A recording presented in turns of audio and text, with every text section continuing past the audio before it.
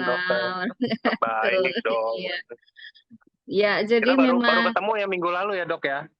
iya ya, kita bahas juga Iya. tentang apa kemarin probiotik ya. Cuman gini dok, saya mikir kayaknya kalau mau bahas yang tentang sel-sel abnormal dan meningkatkan resiko kayak begini, kayaknya udah nggak ada lain nggak ada bukan, emang udah paling dokter Susi paling cocok nih. Jadi udah dokter Susi lagi deh, gitu kan. Karena Iya. ini baru di up sih dok di artikel gitu-gitu. Mm, Saya takut kan saya harus ngikutin ombak ya dok ya. Takutnya ntar saya ya, oh ya dokter Susi baru kemarin minggu terus saya nanti 2 minggu atau 3 minggu lagi baru dokter Susi itu terbasi jadinya dok. Kalau sekarang kan kayaknya masih anget gitu kan. iya Ya. benar ya. Sekarang soalnya baru ngetren. Tadi aja saya nggak cuma perempuan ya, jadi laki-laki pun sepertinya juga kena eh, tren mengecat rambut ya kayaknya ya. Saya naik Grab tuh tadi sopirnya juga rambutnya pirang. Ya Nah, jadi tapi jangan disamain ya teman-teman ya. Kalau kelihat ya, apalagi kayak saya nggak tahu kalau cowok atau cewek rambutnya pirang, jangan disamain. Bisa aja emang bawaan dia juga ada pirangnya juga, nggak ada yang tahu gennya. Jangan dijudge dulu, kalau kayak begini ntar lu kena kanker. Nggak, jangan digituin juga gitu kan. Atau mungkin cewek kan iya. saya nggak tahu ya dok ya. Banyak juga cewek yang emang udah dilahirkan, emang ikutin gennya tuh rambutnya nggak hitam warnanya gitu kan. Ya, benar ya. Jadi beberapa ras memang warnanya tidak hitam ya. Ya, baik Oke, saya silakan mulai share langsung dulu dokter. ya. Ya. Siap. Saya ngomong Hmm, gitu teman-teman soalnya contohnya saya ini bewok sama kumis saya aja nggak tahu warnanya nggak hitam, pirang coklat gitu. Saya juga bingung padahal rambut saya hitam. Itu gen tuh. Saya nggak oh cat tuh, iya. ini kan. Iya, saya bingung dong kalau misalkan lagi di bawah sinar Eh, kan kelihatan gitu kalau hitam dan nggak hitam kan. ya, Nah, ada itu ada kelihatan. mungkin ada darah campuran ya. Jadi apa Saya, namanya? saya enggak sih kayak saya campurannya campuran lebih ke arah campuran ke Utsusuba Wihkari aja sih dok. Saya dicampurnya kayaknya. Barangkali ada campuran dari gen dari apa ras-ras kulit putih gitu ya. Ya, mungkin lah, saya nggak tahu lah ya. Tapi kan soalnya kalau apalagi kita ini ya dok, maksudnya kita kalau ngomongin gen di Indonesia ini kan beragam suku dan ras segala macam kan bukan tanpa sebab gitu loh. Karena kan kita emang Bhinneka Tunggal Ika satu balik lagi. Tapi ya kita karena emang semuanya nih nyampur banyak banget mau yang apapun ada di Indonesia gitu Iya, kan. gado-gado. Iya Bener. benar. Mau yang setengah Belanda ada, mau yang Jawa campur Padang ada, mau yang Papua campur Medan ada di sini. Semua mau cari apapun ada gitu kan. Ya jadi Iya. itu salah satu alasannya juga. Oke, silakan dokter kalau mau dimulai bisa, monggo. Ya, terima kasih semuanya. Jadi tema kita adalah tentang, sebentar ini nanti berubah nggak ya? Salah kayaknya. Saya ganti yang ini. Tentang cat rambut bisa menyebabkan kanker ya.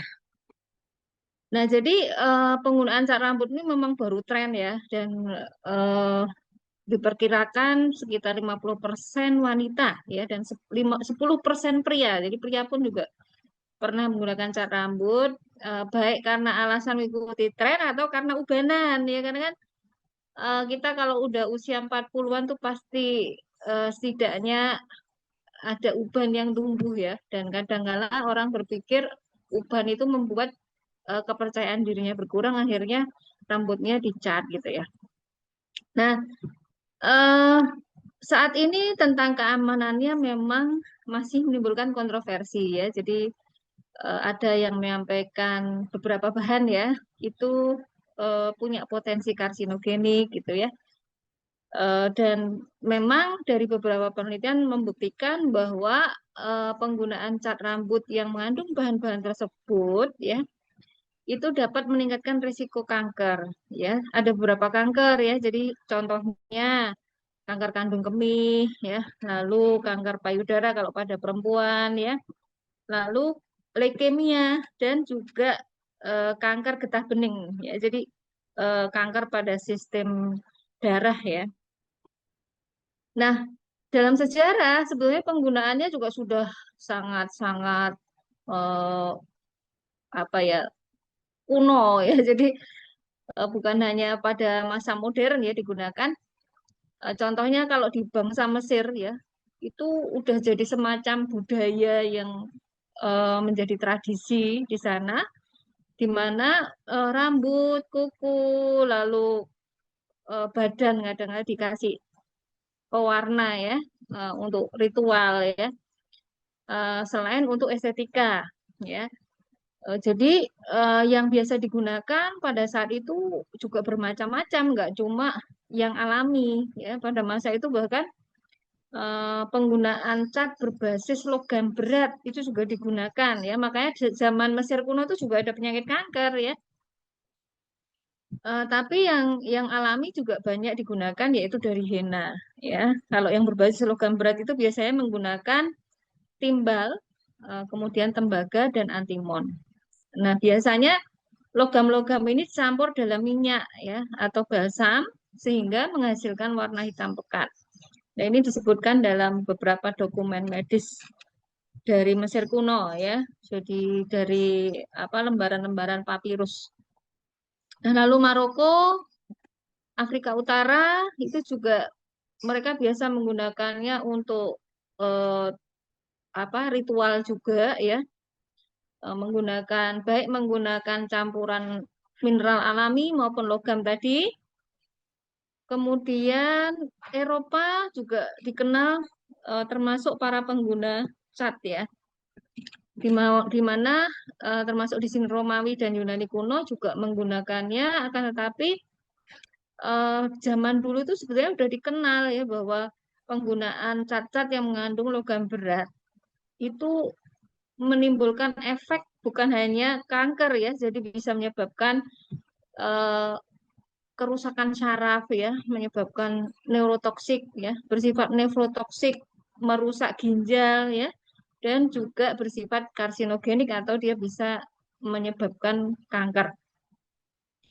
Nah, pada tahun 1907 eh, karena adanya industrialisasi pada saat itu digunakan produk-produk tambahan ya, yaitu dengan yang namanya PPD atau P-penilen diamin ya, ini yang bahan dasarnya ya. Nanti kalau kita beli cat rambut coba dibaca ya. Itu mengandung apa saja. Jadi itu wajib ya kalau kita membeli sesuatu itu kita harus tahu kandungannya. Jadi baca walaupun dia ada BPOM-nya itu kita harus benar-benar lihat ya apa saja yang ada di dalamnya. Nah, kandungan kimia cat rambut itu ada macam-macam. Tadi yang menjadi basisnya itu adalah p-penilendiamin ya, atau PPD dan derivatnya. Ini berbahaya ya karena diketahui dia bersifat bisa menyebabkan mutasi gen atau mutagenik. Lalu aromatik amin. Aromatik amin itu misalnya 4 aminobifenil ya. Ini sudah dibuktikan bersifat karsinogenik pada hewan. Nah, lalu juga ada hidrogen peroksida dan amonia yang merupakan agen oksidasi yang meningkatkan penetrasi zat warna. Lalu ada resorsinol. Nah, resorsinol juga dapat menyebabkan iritasi kulit dan efek hormonal. Nah, nanti coba diperhatikan kalau beli cat rambut apa aja kandungannya. Walaupun itu dia mencantumkan hina, ternyata tidak selalu hanya hina murni ya. Coba nanti dibaca ya kalau apa namanya beli cat rambut atau pergi ke salon tanya ya sama pramu eh, apa namanya yang di salon itu ya, eh, yang melayani di salon itu menggunakan produk apa lalu kandungannya apa saja. Nah, dari data epidemiologi disebutkan bahwa eh, misalnya kanker kandung kemih ya, ada beberapa penelitian case control misalnya ya, itu ternyata ada resiko yang meningkat pada wanita pengguna cat rambut jangka panjang. Jadi kalau digunakan lebih dari 20 tahun ya gitu, maka akan menyebabkan peningkatan resiko untuk terjadinya kanker kandung kemih. Nah, lalu penelitian meta-analisis ini yang tingkat evidensinya paling tinggi ya. Tahun 2008 juga konsisten ya, jadi melaporkan peningkatan resiko kanker kandung kemih pada para penata rambut profesional sebesar 22 sampai 50%, terutama mereka yang bekerja lebih dari 10 tahun. Nah, jadi resiko ini juga bukan hanya pada pengguna, akan tapi juga orang yang melayani ya. Jadi orang-orang yang menata rambut, yang menyemir itu kerjanya di salon, yaitu punya risiko yang lebih tinggi kalau dia menggunakan cat rambut yang mengandung itu tadi. Nah, berdasarkan International Agency for Research on Cancer, ini punyanya WHO ya. Jadi satu lembaga yang dia bersifat bertugas untuk mengklasifikasikan zat-zat yang berbahaya gitu ya. Eh, Pekerjaan sebagai penata rambut itu punya resiko yang lebih tinggi ya, dan apa namanya, zat-zat tadi yang disebutkan itu masuk dalam kategori 2A. 2A itu probable karsinogen ya. Jadi mungkin menyebabkan karsinogenesis atau peningkatan kanker ya. Walaupun tentu faktornya nggak cuma satu ya, yang namanya kanker itu kan multifaktor ya, kan tapi dengan paparan ini itu meningkatkan resiko terjadinya kanker. Nah, lalu leukemia dan limfoma non-Hodgkin ini hampir sama ya, jadi kanker pada sistem imun ya. Eh, di sini hasil penelitian studi kohort ya menunjukkan adanya hubungan yang signifikan antara penggunaan cat rambut permanen yang berwarna gelap tadi, yang rata-rata mengandung itu tadi ya, ada timbal ya, ada logam ya, itu akan meningkatkan resiko untuk terjadinya non-Hodgkin lymphoma. Jadi satu ganasan, satu kanker getah bening yang dia bersifat non-Hodgkin ya. Nah, lalu juga penelitian terbaru ini juga menyebutkan bahwa orang-orang yang menggunakan cat rambut secara permanen lebih dari 20 tahun itu risikonya untuk mengalami limfoma non-Hodgkin tadi sekitar 20 sampai 30% lebih tinggi daripada orang yang tidak menggunakan sama sekali gitu ya. Nah, lalu untuk kanker payudara ini ada penelitian dari studi kohort di Amerika ya. Ini melibatkan 46.000 wanita pengguna cat rambut permanen. Ternyata dapat meningkatkan risiko kanker payudara sebesar 9% dengan peningkatan lebih tinggi pada ras tertentu ya. Jadi pada orang-orang yang terutama rasnya ras Afrika Amerika, yaitu dia lebih tinggi ya. Apalagi kalau penggunaannya rutin setiap 5 sampai 8 minggu ya. Nah, lalu pada pekerja salon tadi ya, ini juga punya risiko yang lebih tinggi untuk berbagai jenis kanker karena dia kan menghirup. Ya, makanya harusnya kalau bekerja di salon tuh baiknya ya kalau pas menyemir itu pakai apa? Pakai pengaman ya, misalnya pakai sarung tangan atau pakai ini ya, apa, masker misalnya ya. Nah, bagaimana mekanismenya? Nah, mekanismenya ada 3 macam ya. Yang pertama adalah melalui racun pada gen. Jadi semua zat yang tadi saya sebutkan itu bersifat beracun ya, karena dia meracuni gen ya, di mana metabolit amina aromatik pada cat rambut itu akan menyebabkan kerusakan DNA yang disebut DNA dark, dan ini akan menyebabkan gen kita tuh nggak stabil. Nah, tergantung nanti kita kena paparan apa lagi. Jadi kanker itu kan sesuatu yang multi hit. Multi hit itu artinya tidak hanya dibutuhkan satu faktor ya. Mungkin dia risikonya akan meningkat kalau dia kena paparan yang lain, misalnya merokok atau kena zat-zat yang bersifat beracun yang lain dari lingkungan atau dari metabolit tubuhnya sendiri. Ya, misalnya gaya hidupnya nggak sehat gitu ya, karena dia kerja di salon misalnya makannya ya begitulah ya, karena apa, seadanya, tidak masak sendiri, nah, itu akan menyebabkan akhirnya lebih cepat ya orang itu bisa mengalami kanker. Nah, lalu melalui mekanisme stres oksidatif ya, karena hidrogen peroksida yang tadi terkandung di dalam cat itu menghasilkan radikal bebas yang merusak DNA dan membran sel. Nah, lalu juga mempengaruhi hormon ya. Jadi eh, eh, apalagi kalau kandungan itu mengandung apa, pengawet seperti misalnya paraben ya, beberapa pewarna itu memiliki aktivitas estrogenik. Jadi selain yang saya sampaikan tadi, dilihat juga apakah mengandung paraben ya, kadangkala metil paraben, ada dietil paraben dan lain-lain ya.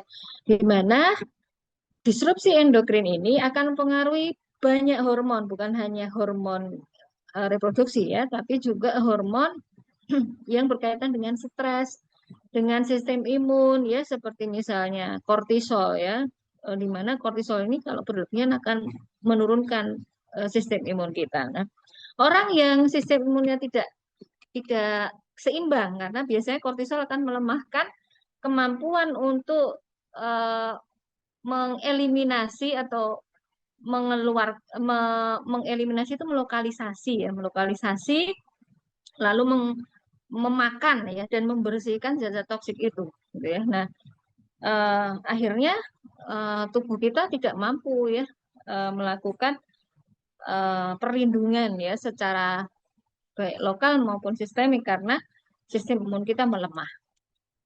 Nah, sekarang eh, mengapa sih rambut itu dicat ya? Kalau beberapa orang yang muda yang mencat rambutnya kan gaya gitu ya, tren gitu ya. Nah, tapi orang-orang tua itu kita harus harus waspada juga ya. Mereka usia 40 tahun mulai ada uban itu kadangkala menjadikan mereka merasa tidak pede dan sebagainya. Padahal sebenarnya uban itu dalam perspektif medis muncul ya kalau kalau berkaitan dengan usia ya karena penuaan ya. Ada orang yang memang punya faktor-faktor tertentu yang menyebabkan dia usia muda tapi juga beruban gitu ya. Nah, uban ini sebenarnya apa? Uban itu muncul ketika rambut kehilangan pigmen alami yang disebut melanin. Ya, nah seperti yang Angga sampaikan tadi, kenapa kok orang itu ada yang pirang, ada yang ini berkaitan dengan kadar melanin ini. Ya, jadi eh, warna rambut kita itu ditentukan oleh melanin. Demikian juga warna retina mata, warna kulit, ya. Makanya eh, ras tadi sangat mempengaruhi. Ya, ada orang yang matanya biru, matanya hijau, lalu coklat begitu ya. Nah, demikian juga rambut, ada yang pirang ya, ada yang putih benar-benar putih ya, albino itu biasanya putih ya. Nah, melanin ini diproduksi oleh yang namanya sel melanosit di folikel rambut, di mana faktor utama yang menyebabkan dia menurun itu adalah penuaan. Ya, jadi pada usia tadi sekitar 40-an itu sebenarnya manusia itu sudah mulai tumbuh uban misalnya ya. Karena jumlah melanositnya menurun, lalu ada aktivitas enzimatisnya itu juga berkurang. Misalnya yang namanya enzim tirosinase ya. Dan akibatnya apa? Produksi melanin ini melemah, rambut menjadi abu-abu, lalu putih. Nah, lalu yang kedua bisa karena faktor genetik, ya. Jadi ada orang yang masih SMA aja udah berubah gitu ya. Nah, ini berkaitan dengan genetik. Nah, lalu stres oksidatif, ya ini karena akumulasi radikal bebas yang dapat merusak DNA dan sel melanosit itu bisa mempercepat proses uban. Lalu stres juga bisa, ya karena stres itu juga meningkatkan penuaan rambut. Nah, yang terpenting adalah kondisi kesehatan dan gaya hidup. Jadi kadang-kala juga kita kalau ubanan itu harus introspeksi. Jangan-jangan ini karena kita memang gaya hidupnya nggak sehat, ya. Jadi jangan buru-buru memutuskan, wah aku ubanan nih, berarti aku harus cat rambut bukan nih. Tapi coba evaluasi gaya hidup kita, ya. Gaya hidup kita itu apakah sudah sehat ya ataukah belum, apakah kita kekurangan vitamin atau tidak ya. Nah, kekurangan vitamin misalnya B12 itu juga bisa menyebabkan uban tumbuh lebih cepat ya. Lalu anemia, penyakit autoimun, kebiasaan merokok itu juga termasuk ya.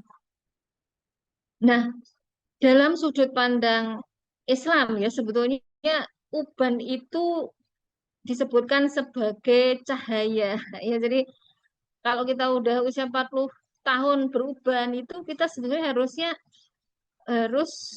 seperti diingatkan ya karena satu helai uban itu menjadi cahaya baginya pada hari kiamat. Nah, dan harus jadi bahan introspeksi. Oh, berarti kita sudah umur 40 tahun nih harus lebih mendekatkan diri kepada Allah Subhanahu wa taala. Jadi kalau dalam Islam uban itu tanda bertambahnya umur dan pengalaman hidup ya. Jadi tambah dewasa, harusnya tambah bijaksana juga gitu. Dan ini merupakan bagian dari sunatullah supaya kita mendekatkan diri kepada Allah. Nah, dalam Islam dilarang mencabut uban. Ada kan orang yang hobinya mencabut uban karena mereka pikir uban itu bikin gatal ya. Sebenarnya bukan ubannya yang bikin gatal, ada sesuatu di rambut kita yang mungkin itu menyebabkan gatal, tapi bukan ubannya yang bikin gatal. Nah, dalam Islam dilarang kita mencabut uban karena uban itu tadi simbol kemuliaan dan pengingat akan kefanaan hidup. Ya, dalam Islam juga boleh mewarnai rambut, tapi dengan bahan yang halal dan tidak halal toyib ya, artinya nggak boleh berbahaya dan boleh sebetulnya. Cuma warnanya sebaiknya jangan hitam pekat ya. Selain ada kaitannya dengan apa tadi kandungan-kandungannya juga supaya kita tidak menyerupai umat yang lain ya. Nah, beliau menganjurkan pewarna alami seperti hina dan juga katam atau indigo. Ini katam atau indigo ini saya juga belum paham yang seperti apa ya. Nah, jadi secara medis uban adalah proses biologis alami akibat berkurangnya pigmen melanin ya karena faktornya tadi banyak ya. Lalu dalam Islam uban itu tidak boleh dicabut tapi boleh diwarnai dengan bahan alami dan halal ya. Nah, sebetulnya kalau kita beruban lebih dini itu kita bisa menempuh cara yang lain sebetulnya ya atau kita pengen menunda uban itu tumbuh cepat gitu ya. Eh, di sini kita bisa melakukan perawatan dari dalam sebetulnya ya. Ada habatus sauda, kemudian teh telang. Kita bisa juga sebenarnya minum kopi itu baik ya. Minum kopi itu salah satu cara untuk meningkatkan ini apa regenerasi sel sebetulnya ya karena dia juga punya efek detoksifikasi. Tapi di sini kopinya tentunya harus yang organik, tidak ditambahi gula gitu ya. Termasuk juga teh ya, teh hijau terutama ya. Seperti batu sauda ini dia bisa dipakai di rambut atau dikonsumsi sebagai minyak ya. Lalu teh telang ini diminum secara rutin itu bisa meningkatkan antioksidan tubuh. Kemudian bisa juga untuk misalnya kita gunakan untuk tonik ya, untuk tonik rambut. Termasuk kopi dan teh itu bisa untuk tonik rambut ya sebetulnya. Cuma kita harus mengkombinasikannya dengan yang lainnya. Nah, alternatif pewarna rambut alami di sini ada hina. Ini digunakan sejak Mesir kuno hingga sekarang. Biasanya warnanya akan menjadi merah kecoklatan alami. Dan dia juga punya sifat melindungi dari infeksi ya. Jadi dia punya kandungan yang namanya lawson yang bersifat antimikroba dan ini aman. Tapi kalau mau beli di apa misalnya di supermarket atau di toko, hina itu kalau dia bilang hina, itu perhatikan dia kandungan yang lain. Kadang-kala hina di sini nggak murni ya, jadi ada campuran pengawetnya. Apalagi kalau dia bentuknya cair ya. Kalau mau beli yang murni itu biasanya dijual dalam bentuk serbuk ya. Nah, lalu kopi dan teh ya kita bisa memanfaatkan kopi dan teh selain dia punya sifat nanti mewarnai rambut, dia juga punya sifat menyuburkan rambut ya. Eh, jadi kopi dan teh pekat terutama yang sudah diinapkan itu ya 1 malam ya itu mengandung polifenol dan antioksidan yang baik untuk kesehatan kulit rambut. Warna cenderung lebih lembut, bukan permanen ya dan dia bisa menutupi uban dengan nuansa coklat tua. Nah, lalu bunga telang. Bunga telang ini biasanya memberikan warna kebiruan dan keunguan ya. Kemudian indigo vera tinctoria ini biasanya dikombinasikan untuk menghasilkan warna hitam pekat alami. Nah, jadi rekomendasinya kalau mau mencat rambut adalah pilih pewarna alami ya. Jadi ada hina tadi, indigo, kopi, bunga telang. Terus pastikan bahwa itu murni ya tanpa campuran apa-apa. apalagi kalau ada yang namanya PPD, logam berat tadi ya, paraben. Nah, lalu perkuat kesehatan rambut dari dalam. Jadi jangan hanya mengandalkan cat rambut ya, tapi perkuatlah dengan minuman atau makanan superfood ya, seperti misalnya usus dan subarasi itu ya salah satu manfaatnya, itu termasuk ke rambut juga ya, itu batu soda, teh telang, teh hijau. Nah, batasi paparan zat kimia sintesis untuk mengurangi risiko kanker jangka panjang, termasuk sabun ya, lalu sampo. Eh, Intinya setiap kali membeli sesuatu tuh kita harus tahu persis ini apa, baca dulu. Walaupun itu sudah ada izin BPOM-nya, tapi kita harus membacanya. Nah, karena apa? BPOM itu juga mereka nggak melakukan studi eh, jangka panjang. Ya, selain itu studi mereka tidak eh, multiple zat dikombinasikan ya. Biasanya studi-studi yang dilakukan untuk toksisitas itu hanya berupa satu zat saja, dan itu biasanya pada tikus gitu ya.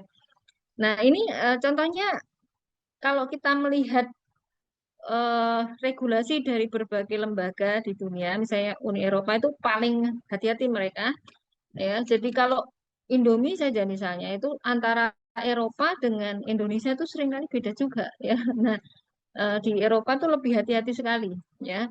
Di sini Eropa melarang lebih dari 180 bahan pewarna rambut yang terbukti mutagenik atau karsinogenik. Nah, FDA masih mengizinkan PPD, tetapi dengan batas konsentrasi tertentu. FDA itu memang lebih longgar dibandingkan Eropa, ya. Kemudian tadi IARC, ya IARC itu yang tadi lembaga di bawah WHO ya. Cat rambut itu digolongkan dalam non-classifiable as to its carcinogenity to humans, grup 3, dan paparan pada pekerja penata rambut itu probable karsinogen. Ya, nah kesimpulannya eh, dari sejarahnya tadi ya, ada evolusi bahan eh, cat rambut ya, makanya itulah kita harus hati-hati. Bahkan yang mereka bilang alami ya, pada masa industrialisasi ini ya tentu ada tambahannya juga gitu ya. Jadi kita harus melihat melihat bukan hanya kandungannya tapi juga prosesnya kadang-kala ya, karena apa, proses-proses pembuatan itu juga kadang-kala nggak nggak zat alami itu saja, mungkin ditambahkan sesuatu gitu ya. Nah, sudah ada bukti-bukti epidemiologi yang mendukung ya, lalu juga beberapa meta-analisis ya, bahwa penggunaan cat rambut itu meningkatkan resiko kanker ya, terutama kandung kemih ya, lalu limfoma non-Hodgkin, leukemia serta kanker payudara. Ya, mungkin itu yang bisa saya sampaikan. Silakan bila ada pertanyaan-pertanyaan yang mau disampaikan. Jakarta Selatan hadir, Jakarta Selatan, lalu Jakarta ya rata-rata ya, Ciracas. Ya, selamat sore. Salam sehat Dokter Susi yang cantik ya. Terima kasih ujiannya. Sama-sama. Dari Wonosobo, lalu Jakarta Timur, Jember. Masya Allah. Ada pertanyaan nggak nih? Ah, ini dari Bu Enci. Bu Enci bertanya, oh Riau, ada juga Riau nih. Kalau uban di usia 30-an, ya kalau 30-an itu sebetulnya harusnya belum beruban ya. Berarti mungkin keluarga gimana? Ada nggak yang eh, apa beruban pada usia muda? Nah, kalau biasanya di riwayat keluarga ada, berarti kemungkinan ada faktor genetik ya kan. Tapi tetap berusaha evaluasi ya gaya hidupnya ya. Lalu coba sekarang mulai nih kita hati-hati sama sampo ya, sama conditioner ya. Kalau perlu eh, bikin sendiri ya. Zaman saya SD itu salah satu yang diajarkan itu adalah membuat sampo ya, sampo dari aloe vera ya. Jadi memang kita harus apa harus mulai kritis ya terhadap produk-produk yang kita gunakan.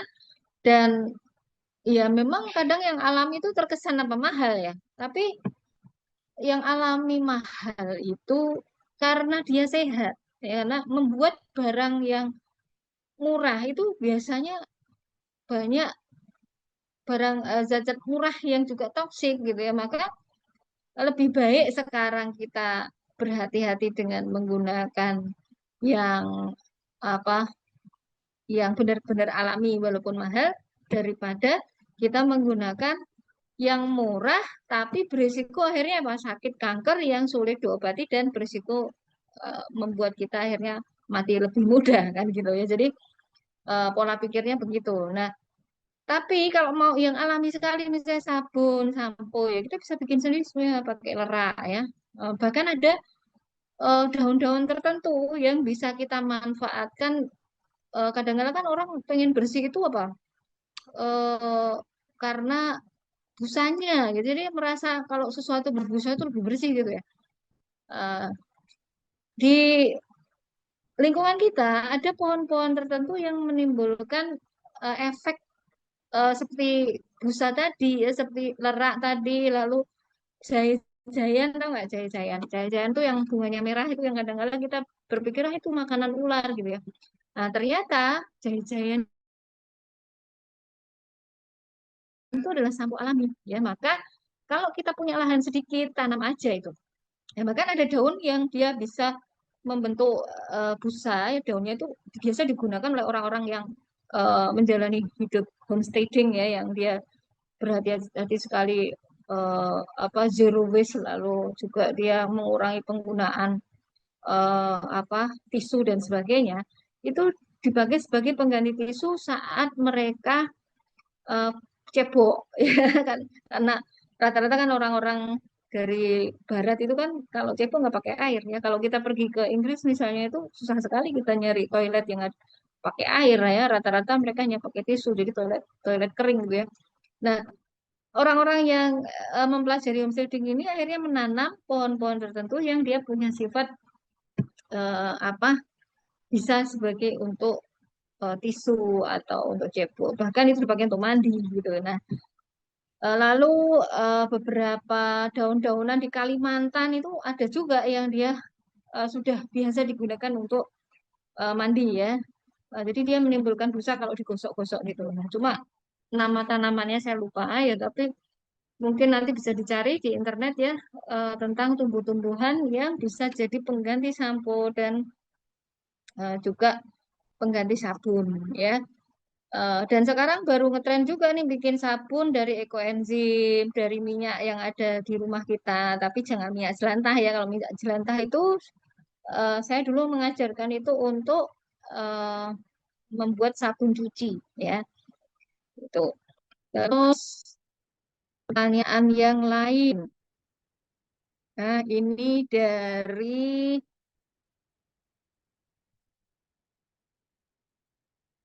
Ibu Esther. Dok, kalau mau menggunakan cat rambut untuk menghilangkan uban, sebaiknya merek apa? Nah, merek saya nggak tahu ya, tapi kandungannya tadi dibaca ada Hina ya tadi ya. Nah, lalu dari Ibu Tina, beliau menanyakan tentang benjolan kecil pada leher. Iya bisa ya, makanya kalau dia pakai cat rambut itu harus hati-hati sekali ya. Jadi kalau ada benjolan harus diperiksakan ya, bisa dilakukan yang namanya biopsi jarum ya. Jadi kita pergi dulu ke eh, apa klinik atau poliklinik atau rumah sakit ya, nanti periksa ke dokter bedah. Nah, minta aja dok, saya ada benjolan, kalau misalnya ini membutuhkan biopsi, saya maunya biopsi jarum bisa ya. Kadang-kadang karena kalau dokter bedah itu tidak melakukan biopsi jarum, tapi apa langsung di biopsi di operasi kecil gitu ya. Nah, lalu pertanyaan dari Mama Kon, pelurus rambut dan obat keriting ya sama Bu ya. Jadi pelurus rambut, hair spa, hair mask itu kita harus benar-benar tahu nih pakai apa gitu ya. Eh, Apalagi kalau seperti saya punya lupus itu harus hati-hati sekali ya karena lupus itu sangat sensitif dengan misalnya paraben, SLS ya. Jadi selain tadi perhatikan apakah mengandung paraben, apakah mengandung yang namanya SLS ya. SLS itu sodium lauret sulfat. Nah, ya karena sodium lauret sulfat itu banyak pada sampo, pada eh, ini pada sabun, sabun cair terutama ya. Nah, ini dari Ibu Santi. Ibu Santi dari mana nih, Ibu Santi? Ibu Santi Evolution. Nah, beliau bertanya tentang anaknya yang berusia 15 tahun tapi sudah ubanan. Iya, berarti harus dicari faktor-faktor tadi stres oksidatif, stres ya, apakah anak mengalami trauma psikologis apa tidak ya. Lalu makanan yang bagaimana, pola tidurnya bagaimana, samponya tadi ya. Jadi hati-hati kadang-kala sampo untuk anak yang katanya untuk anak itu justru kandungannya banyak yang tidak sehat juga ya gitu. Kalau saya untuk anak itu saya pakai produknya itu yang saya sebut merek ya. Tapi yang jelas tadi ya hindari yang mengandung SLS tadi ya. Eh, yang mengandung bahan-bahan alami saja, minyak-minyakan ya, minyak zaitun, minyak kelapa, VCO ya. Eh, eh, Lalu apa yang beli di online itu sekarang banyak juga yang pakai lerak itu ya. Terus uban di usia Pak Eka nih sama tadi pertanyaannya. Nah, lalu untuk melebatkan rambut. Nah, melebatkan rambut ini, Bu, bisa dengan minyak kemiri. Ya, minyak kemiri. Lalu ada produk-produk yang tadi dari sampo-sampo bayi ya itu ada yang berbasis kemiri juga ada ya. Eh, Kemudian apa dari rosemary, minyak esensial rosemary ya. Lalu kalau mau yang murah ya tadi eh, apa namanya teh yang diinapkan semalam ya itu untuk keramas sih. Jadi eh, kalau saya dulu saat terdiagnosis pertama kali lupus ya itu rambut saya rontok ya, rontok sekali.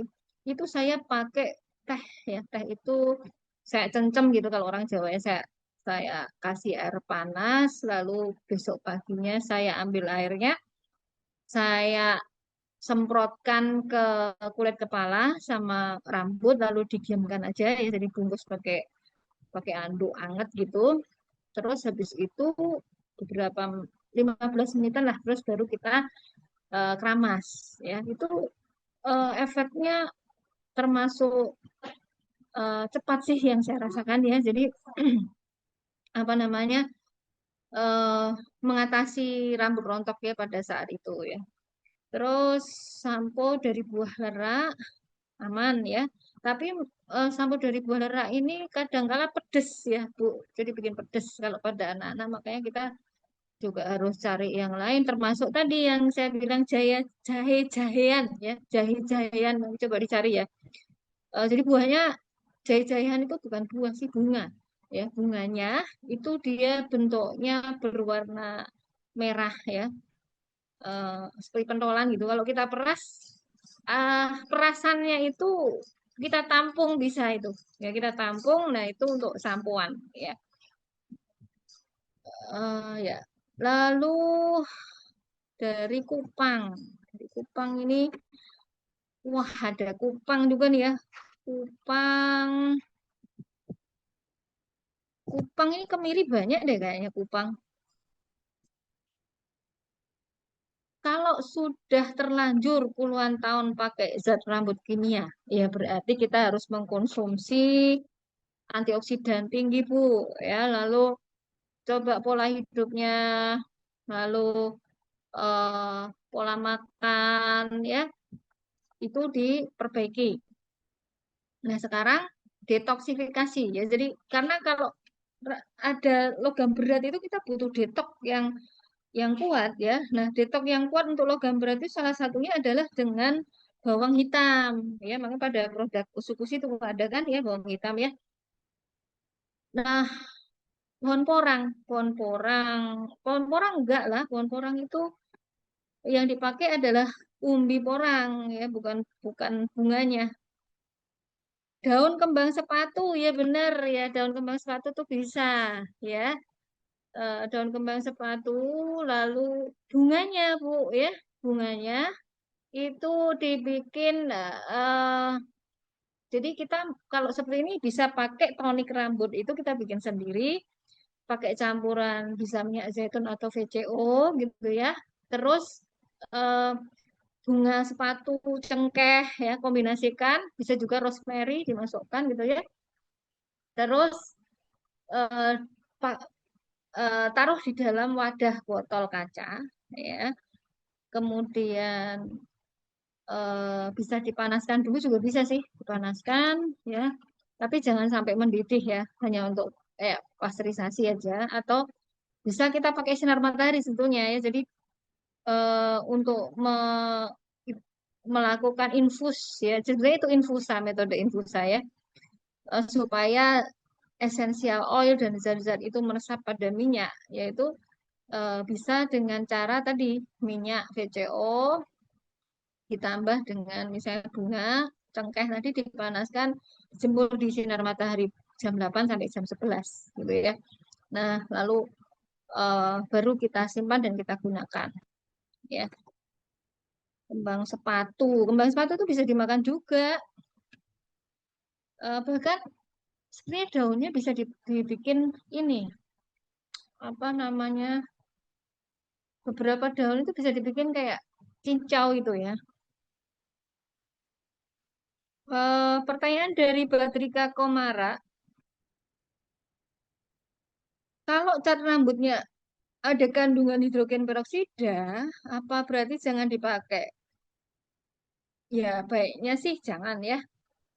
Walaupun hidrogen peroksida itu sebetulnya juga punya manfaat ya. Seperti dulu hidrogen peroksida itu dipakai untuk mencuci ini, mencuci luka yang kotor ya kan. Tapi tentunya kita harus melihat campuran yang lain karena kadangkala itu tadi mengandung amonia ya dan itu akan merusak sel kulit. Pertanyaan dari Ibu Dwi tentang muka yang awalnya gatal lalu digeruk sampai lecet, sudah tidak gatal tetapi bekasnya berwarna hitam, lebih dari 5 tahun tidak hilang. Iya, jadi warna hitam pada bekas luka itu salah satunya karena peningkatan melanin tadi, Bu.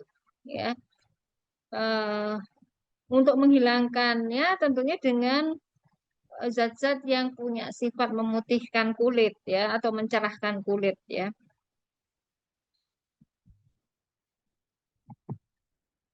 Nah, lalu dari Bapak Nyoman Firdos Angker dari Pulau Gebang Jaktim.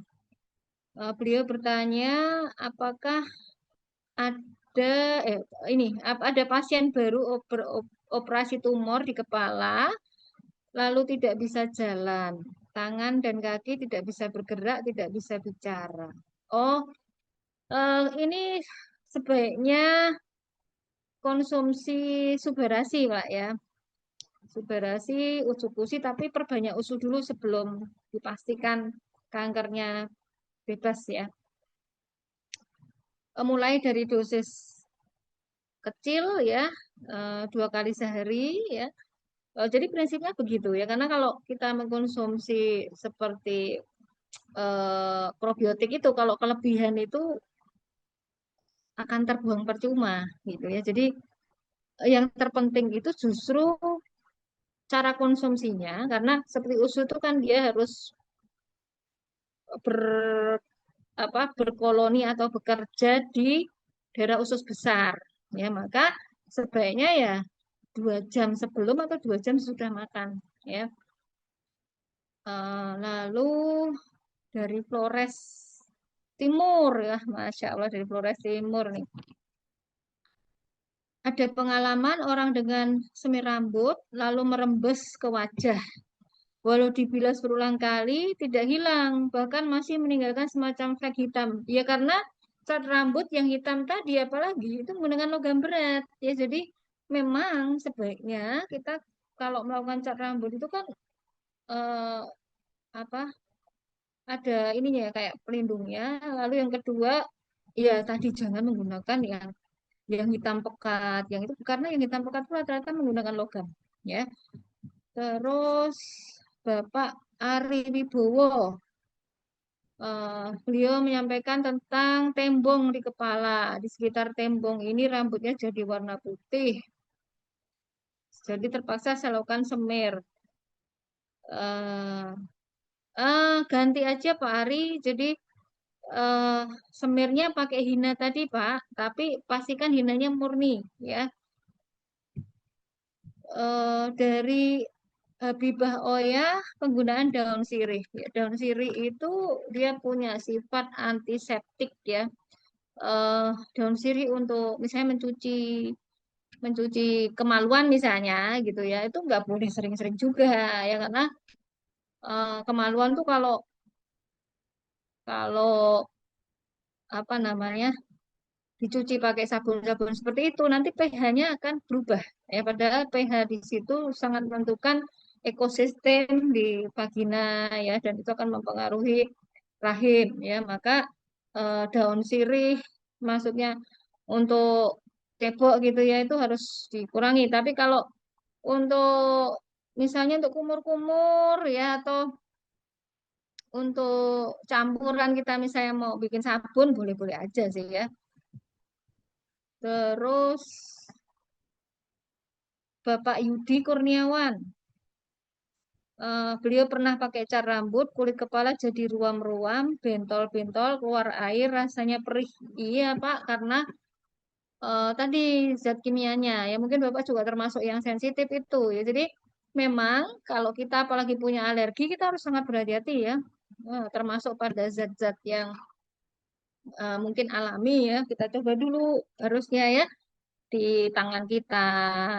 Gatel nggak gitu ya. Kalau gatel ya berarti kita alergi. Tapi kalau zat itu alami seperti misalnya tadi eh, jahe-jahean itu jarang menimbulkan alergi ya. Jahe-jahean.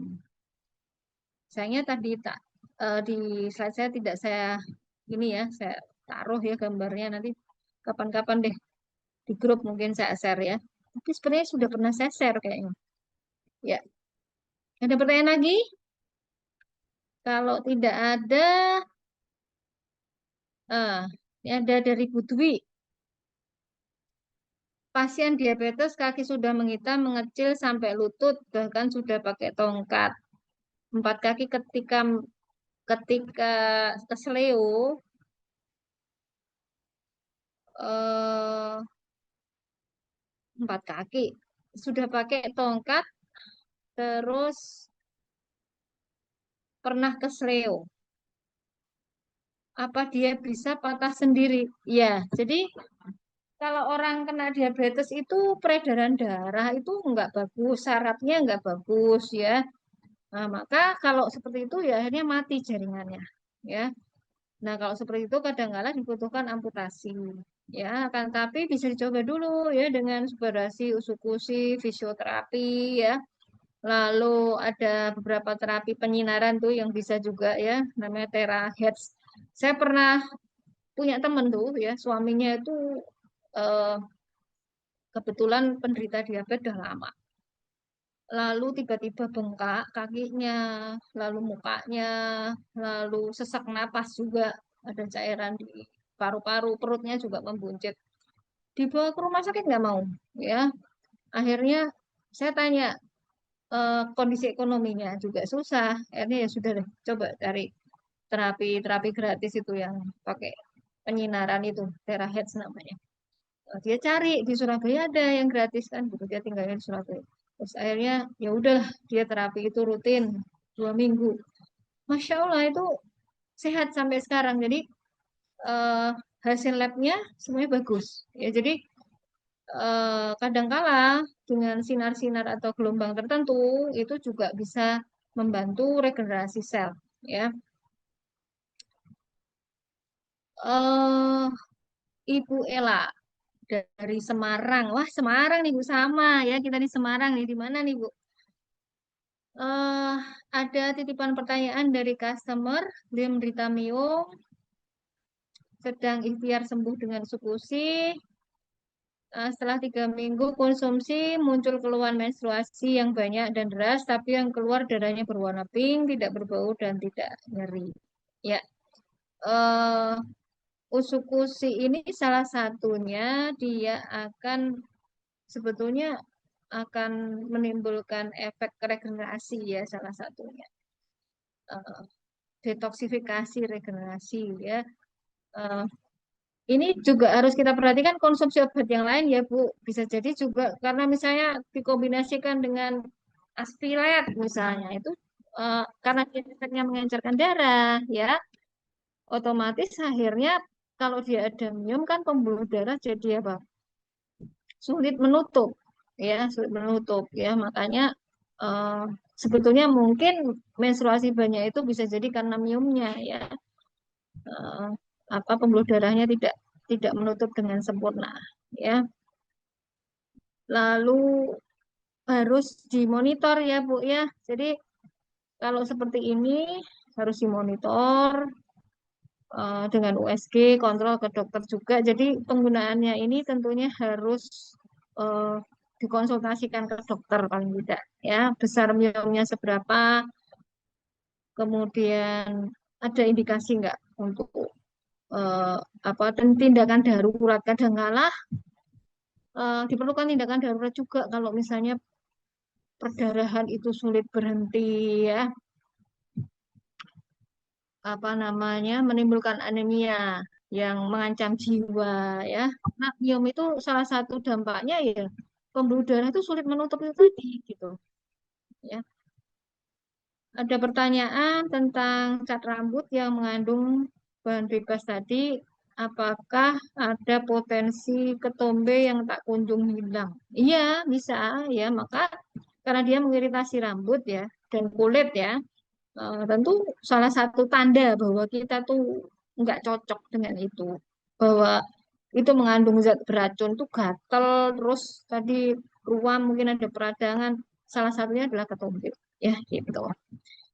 Ya karena ini sudah jam 4 ya, mungkin Yes. eh, Satu lagi ada dok, satu, oh ya terakhir ada dok. satu, ya Ibu Oke. Santi, Ibu Santi dari Riau ya. Oh iya iya boleh boleh. Itu saya Ya, sering minum teh itu tuh dok, telang alami yang dibuat sendiri. ya.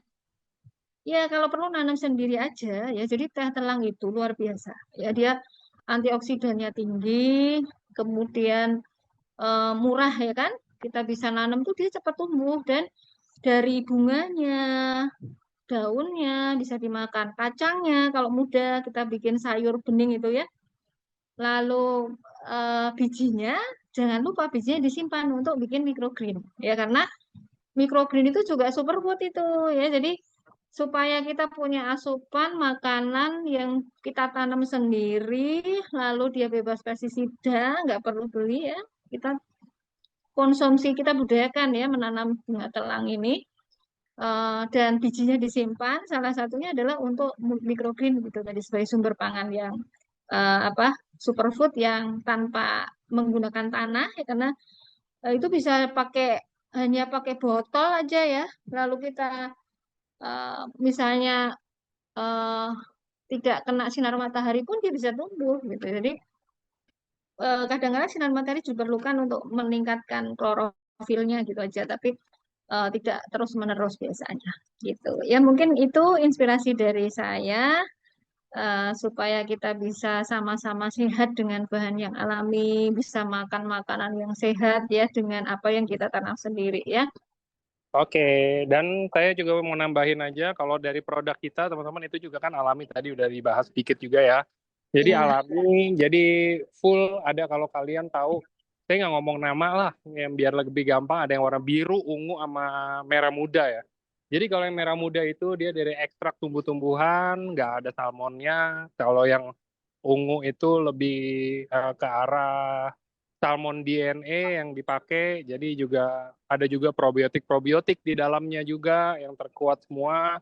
Lalu ada di produk yang warna biru itu full natural organik semuanya. Yang biru itu salmon ovari peptide dan segala macam bahan aktif lainnya. Itu juga alami. Jadi nggak bosen-bosen saya mau bilang kalau kalian nggak bisa nge-treat produk ini sebagai obat, teman-teman. Itu ya, karena sangat salah kalau menurut saya kalau misalkan kalian udah nunggu sakit dulu baru kalian konsumsi. Jadi gini nih, kayak contoh kita lagi bahas tentang tema hari ini kan tentang meningkatkan risiko kanker.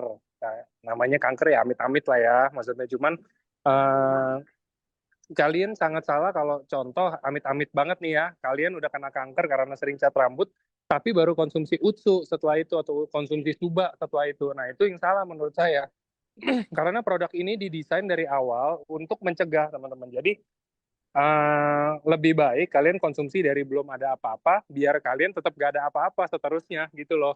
Jadi itulah makanya kenapa saya sering dibuat konten dan lain-lain itu tentang mencegah, mencegah, mencegah, karena memang kita nggak ada klaim untuk bisa menyembuhkan. Jadi kita itu sistemnya bukan nunggu kena penyakit dulu baru kita konsumsi produk terus berharap sembuh. Ya ada kemungkinan sembuh, ada testimoni beberapa tuh sembuh gitu kan. Tapi kan balik lagi, ada disclaimer-nya. Apa yang dialami oleh orang belum tentu dialami oleh Anda, bisa beda-beda juga gitu kan.